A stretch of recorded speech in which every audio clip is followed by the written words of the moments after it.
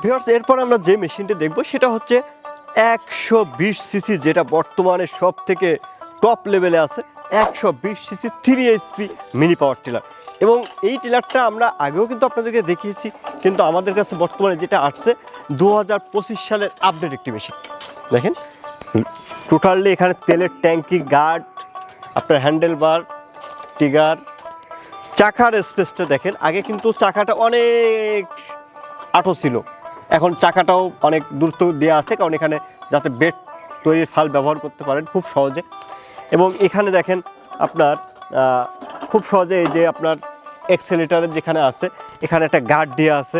মোটামুটি এই মেশিনগুলোর 2024 সালে যে যে সমস্যাগুলো ছিল মোটামুটি সবগুলো সমস্যা 99% সলভ করে আপনাদের সামনে নিয়ে আসা হয়েছে 3 এইচপি 120 সিসি সব থেকে পপুলার একটি টিলার। এবং এখানেও ব্যবহার করা হয়েছে 16টি ফাল, এবং এর ফালগুলো দেখুন একেবারে খুব বড় টিলারের মতন, খুব সুন্দর সুন্দর সকল ফাল।